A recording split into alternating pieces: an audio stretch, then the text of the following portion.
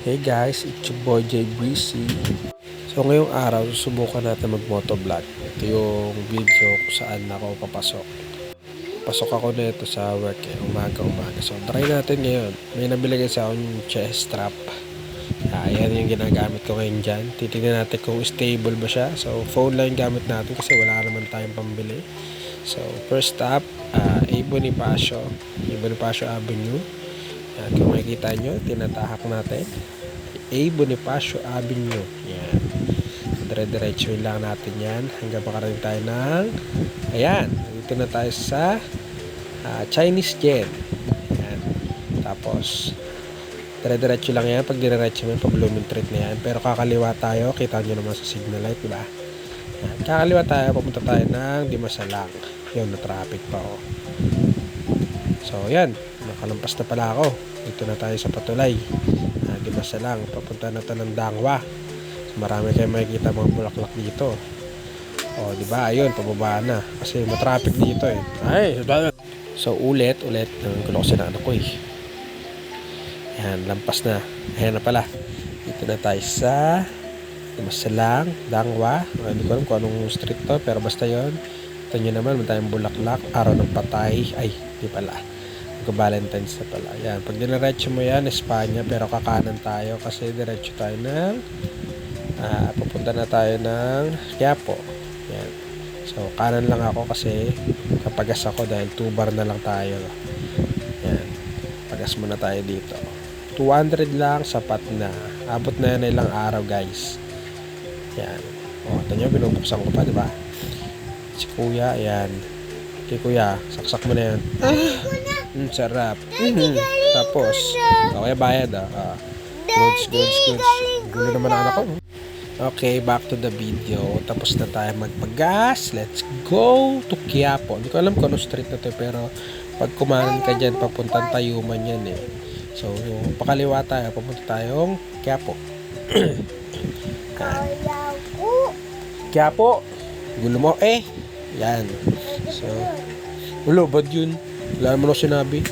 Sige, tuloy lang tayo dahil may magulo na bata.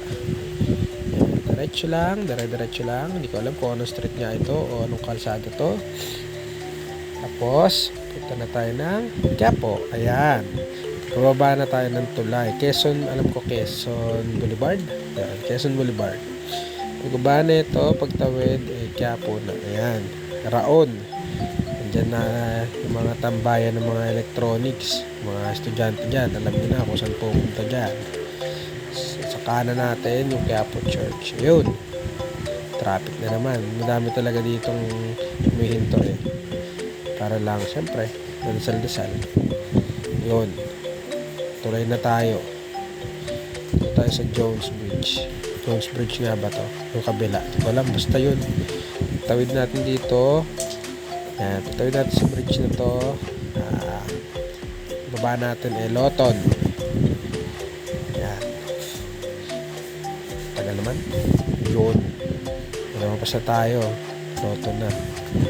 Yan. So, dito naman, dire-diretso lang. Papunta tayo ng City Hall. Tapos, dito tayo sa kanan, sa Pinangs Road.